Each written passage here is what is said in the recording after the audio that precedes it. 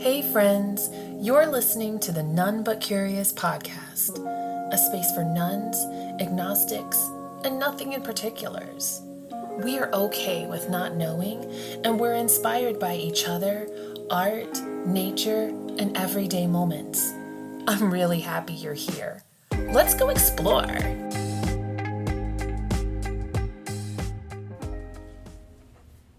I'm not one of those people that decorate a lot for the winter holidays. And I appreciate people going all out with lots of Christmas trees and lots of lights and those little settings on the mantle where they have the little houses and the snow. I appreciate that. I wouldn't want to put all of that back into totes just a couple months later or a month later. Over the years, I have become pretty minimalist because I don't have religion or really any kind of family traditions. I've kind of had to pave my own way and navigate rituals and traditions on my own. And there's something to be said about tradition and ritual. There's something where you feel rooted. And I think I avoid that feeling because it brings up a lot of things that I'm still working through. However, when the end of the year comes about and it gets cold and it's dark, one of my favorite things to do is to celebrate solstice. And the ritual that I came up with was on the fly. I think my oldest two children were in elementary school at the time. And I finally wanted to celebrate in a way that could form as a tradition. And I don't think at the time I thought that it would become a tradition, but it kind of is now. So I'm going to share with you what I do with either myself or my family, because my kids are old enough now that sometimes they participate, sometimes they don't, but the sentiment is still there. Okay, so I'll set the tone for you. On a table, there is a tall candle. I think I got it from the Dollar Tree. And there around the big tall candle are tiny candles. The first year I did it, they were votive candles.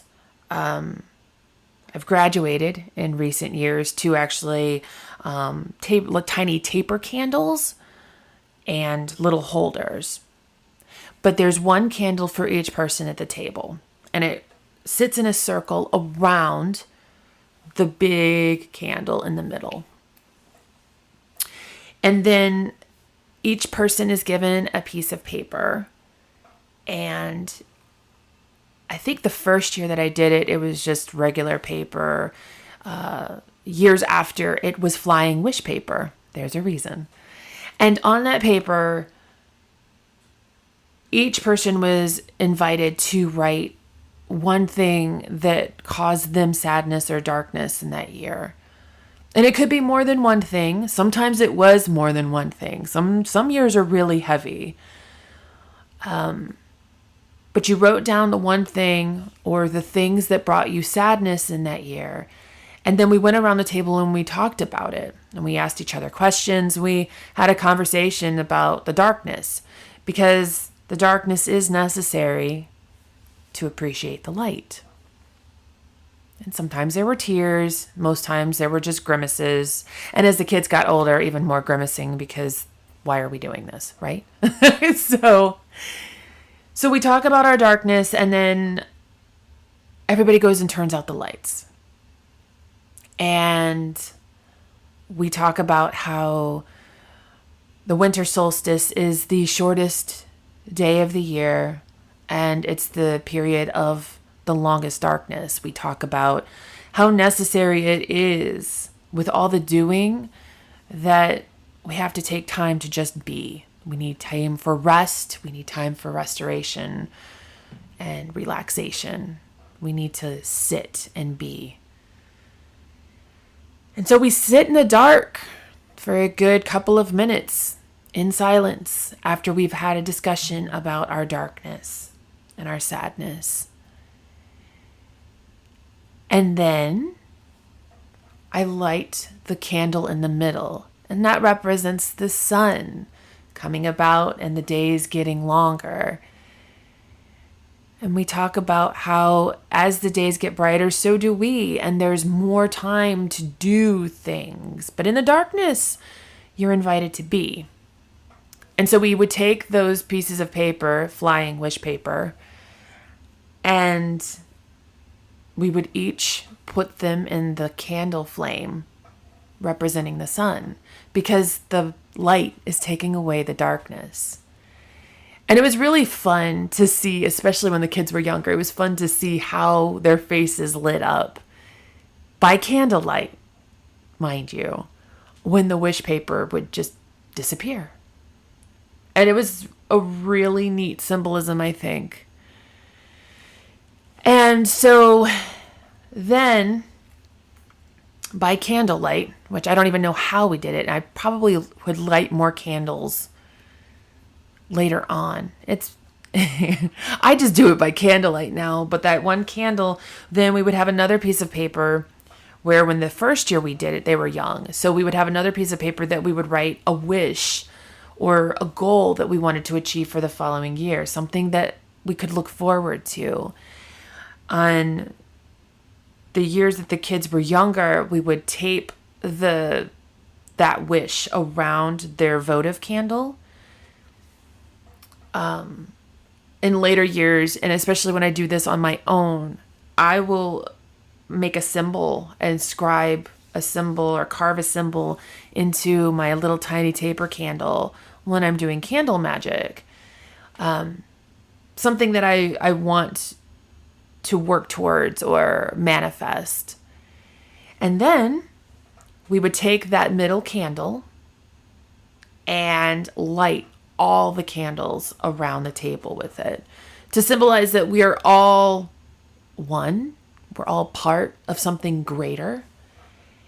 And then the whole room was lit up. And then when the kids were younger, they would run around and go turn on all the lights and scream. We'd make lots of noise and joyous noise and change the energy in the house. And it was amazing. It's a lot quieter right now when I do this ceremony, and the quiet is okay too. But it is a fun thing to do especially with younger kids. Elementary school kids are really into it because it's fire and darkness and disappearing wish paper. But it's a really good ritual, I think. It's very simple, but it's a really good reminder that it's an ebb and flow. You know, this too shall pass, right? For me, as of late, it's a reminder to find calm in the chaos. I've been doing a lot of work this year on accepting that these things just don't go away. Once you achieve something in one aspect of your life, the other goes to crap, and vice versa. And it's kind of funny. It's annoying and frustrating and downright terrifying at times, but it really is. When you look back on things, you go, oh, I made it through that. Oh, we did okay. Hey, we made the best of this. And I think that's what it's all about. So my little tiny winter solstice ritual is just a simple way to remind myself that all things change. It's imminent, and it's okay to reflect on the darkness. It's okay to grieve that which we don't have or which we lost.